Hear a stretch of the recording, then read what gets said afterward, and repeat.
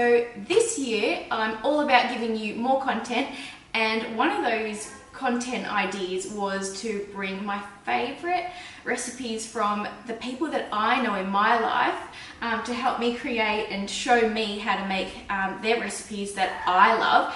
And first off is my neighbour Lynn, who has been in the hospitality industry for 30 years or more, and she is the best Fattoush, tabbouleh, everything maker, and yes you are, and she even passes over bowls of fattoush, which you might have seen on my Instagram every now and then, over the fence, because it's my favourite dish that she makes, and she's going to make it for us today. So welcome, Linda. Thanks. I'm surprised I'm actually giving you my recipe.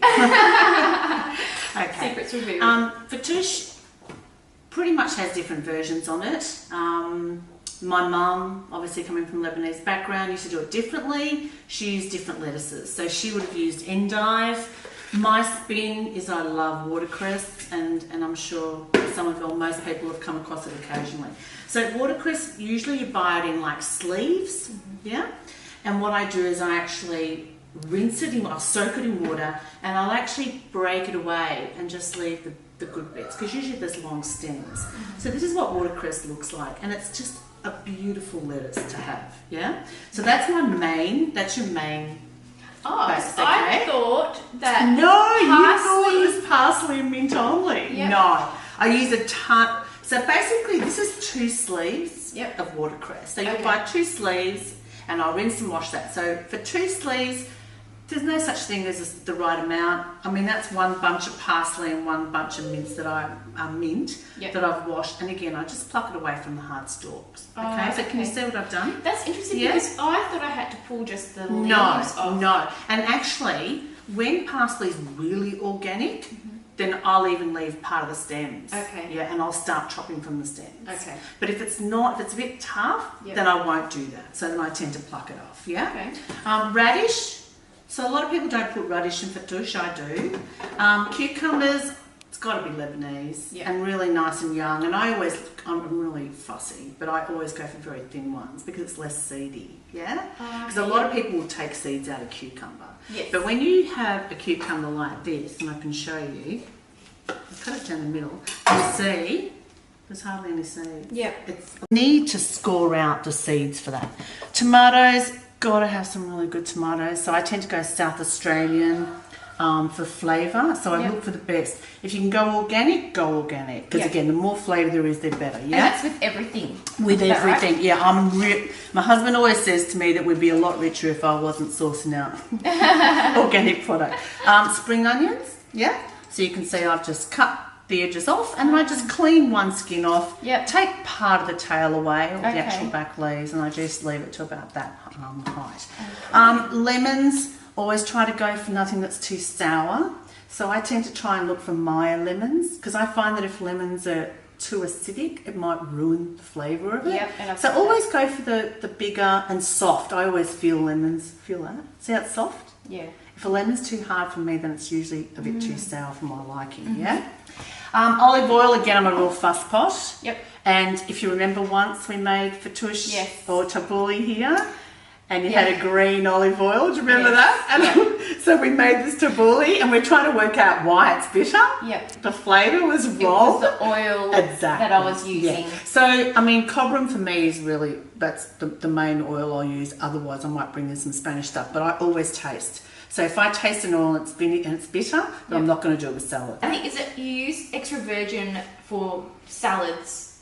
That's right, but not light tasting oil. You use extra virgin for salads. I prefer to use extra virgin oil because I just prefer it. I just love it, and I don't care what anyone says. I think it's really good for you. Yep. Yeah. Same. Yep. I'm not believing that it's bad for you. So, but just go for a really good quality one. Of course, it's the first cold pressed. Sumac. This is the main ingredient that's going to give you your flavour. Okay? And this particular brand, this gourmet, what's it called? Yeah, it's a gourmet spices. Yep. I really like this range of spices, and the sumac is a really nice flavour on this one. So that goes You can find this everywhere, by the way, guys. Yeah. Okay, so that goes in the dressing. That's going to be your dressing. That's so the your secret. main dressing is your olive oil, your lemon, and your sumac is your main dressing. Yeah. Okay. When it comes to tabbouleh, it's just those two and salt. Don't forget we season it also with salt. So they're the main ingredients. And the other important thing with the fattoush, as you know, now a lot of people when they make fattoush, they actually bring the bread into the salad before they serve it to you. But I love the crunch. So this is just wholemeal Lebanese bread, as in your circle. Yep. Yeah. And all I've done is put that in an oven. For how long? I keep an eye on it until it goes golden. And you just tap it and you'll know it's ready. See, I did that yesterday. Yep. Okay? And then what I do is I break it up. Yep. And then, as you know, I'll crunch it even smaller, like that. Yes. Okay. So when Linda hands over the fence my fattoush, she has a bowl of fattoush and then a bowl of the pita. Is it pita? Oh, it's Lebanese. Lebanese bread, all ready to go. So then when I'm ready to eat my fattoush, she tells me to just sprinkle it on top and then mix it up, and then the next day it gets soggy and it's beautiful. Yeah. But then I do love the crunch when I have it fresh, because it's a little bit crunchy in some parts, but then soggy in the next parts, and it's like a crouton. It becomes like a crouton, and it just adds texture. My husband and my son go through double that, and they can eat a whole bowl of fattoush. So can I. But you know what? It's just there's nothing in it that's fattening or bad, except maybe they're going to tell you that the olive oil. But fresh olive oil.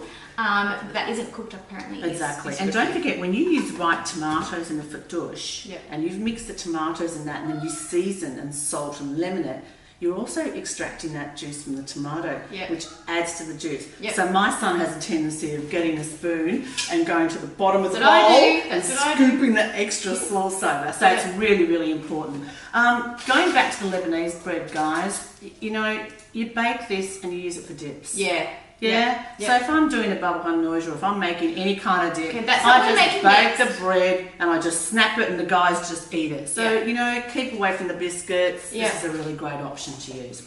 Cool. So let's get into it. So instead of going through the whole drama of watching me chop up, when it comes to fattoush, this is pretty much the hard work, Jess, So it's the washing and the preparing of your products, all right? Then it's easy just to slap it together again. So that to me, this is what takes me a long time, making sure I wash my herbs, get it all ready. So what I'll do, rather than you watching me for hours chopping, I'm going to show you how I actually cut each ingredient, a small amount, and then we'll put it together. Your watercress, you don't have to be too pedantic about how you cut it. So I just grab and I just cut it, but really loosely, like that. So I'm not cutting it too fine, as you can see. It's a little bit, you know, organic and rusty, and then I'll put it into the bowl. So you can see there's sort of big chunks. I'll do that one more time. So I grab, and then all I do is just go 1, 2, 3, 4, 5. And it's a really gorgeous lettuce to chop. So now with the spring onions, again, just watch your fingers, be careful, never do that, you know, you've probably been taught. So just go really fine with the spring onions. Now, a lot of people have a tendency of doing fattoush quite chunky, but I don't like it like that. My boys love hoeing into it, so I go nice and fine. I'm going slow for you because I don't want to freak you out. Okay. And I don't go all the green, You'll find I'll just go as probably about halfway. Because I never know how far to go. Yeah, and it doesn't matter because it's not bad for you. Nothing's going to go wrong. So just a bit more. Do the colours. Good knife, Jess. I really like this knife. Okay, and I'll throw that bit there. Okay. Or use my hands, whichever. Radish, I'll go half. And I do weird things with it. I'll go 1, 2. And I just slice it fine. Slice. When I get to the last one, rather than trying to cut my fingers off, I let it go. Bang, bang. Okay? 1, 2. Just to make smaller pieces. 1, just go across. Wait till the last one. Let it go. Done. Okay? So your radish, I've put a whole bunch in. Okay? The normal standard bunch you would buy in a shop. That's how much I put in. And I just scoop it in as I'm going along. I've never used radish before, ever. Oh, it's so good for you. There's nothing wrong with it. It's beautiful. You just wash it and that's it. I just cut the, as you can see, I've just taken the 2 bits off. Okay. Yep. Yep. And then I just wash it. Yep. And then again. And I'm just teaching you a technique to cut so you don't cut your fingers. Yeah. Because let me show you, I've got scars to show. I bet. So with the cucumber, I just not all, just a bit, like Just that. a light peel. Yep, that's all I do.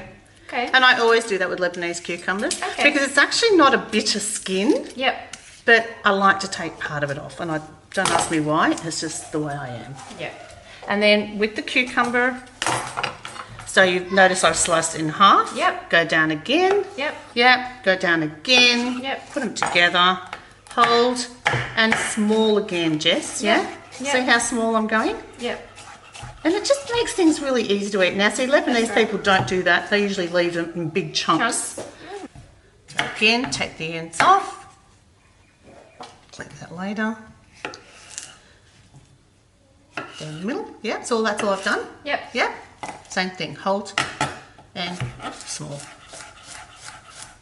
Don't be fussy. Yep. It has to be, doesn't have to be a certain thing. Yep. Go as rough as you want to. Yep. Just be careful when you get to the end again. Always slow down with your knife. Yep. So you don't carve yourself up. Okay, so with parsley and mint, I've washed them and they're together. You don't have to chop them up separately.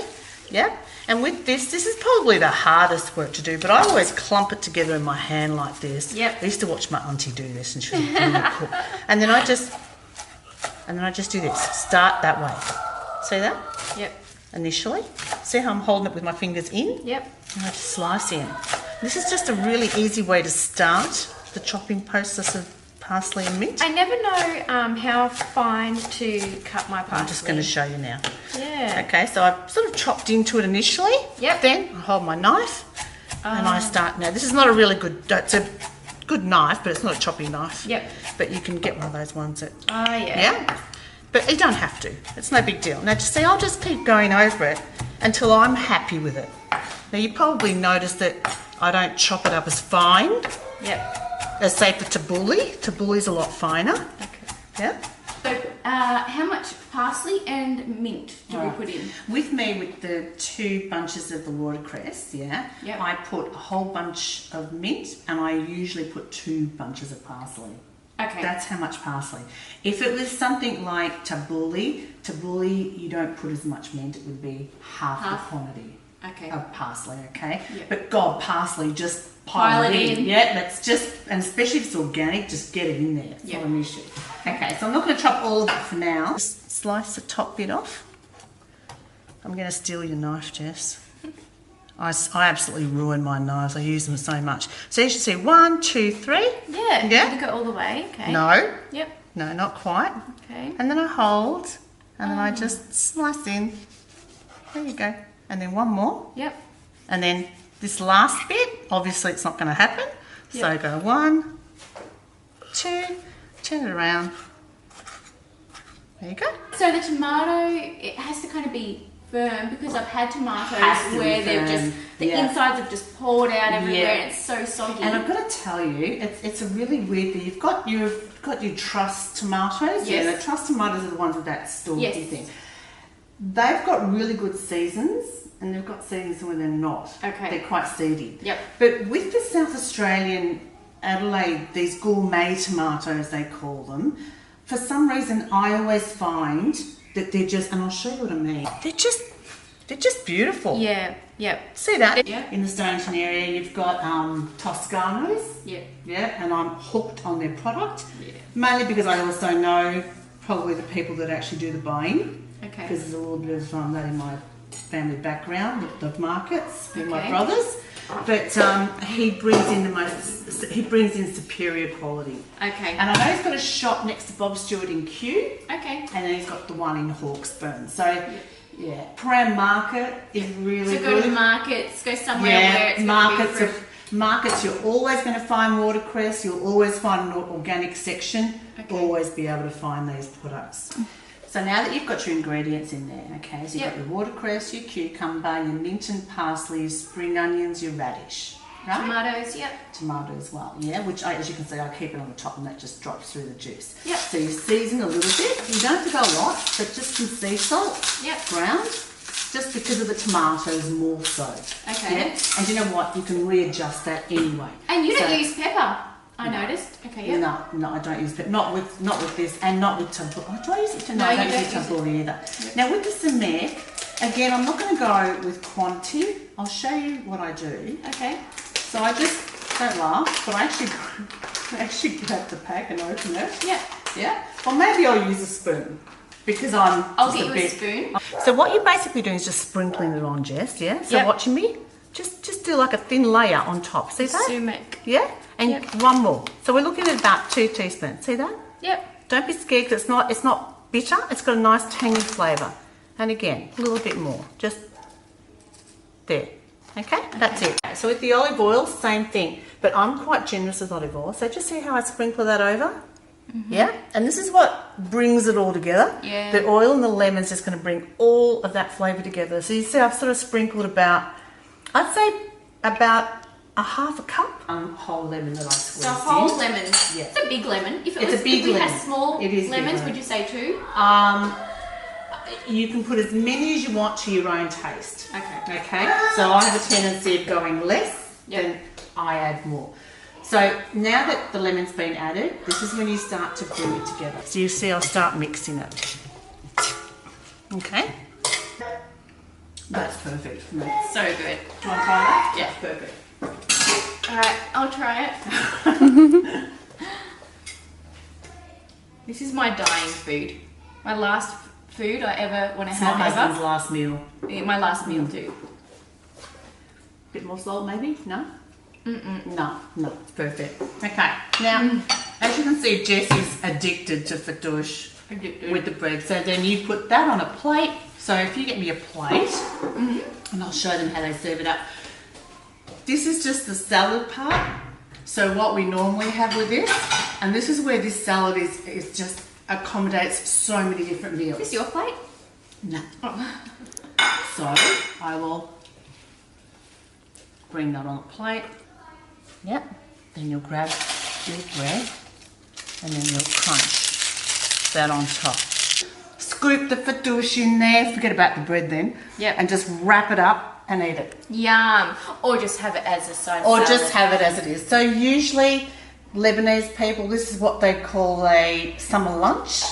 So my mum would have made a big bowl of this with the bread and we just sit down and eat that. Yum. The that's best lunch. fattoush I've ever had, and we have the secret recipe right here. Oh, I shouldn't have told you.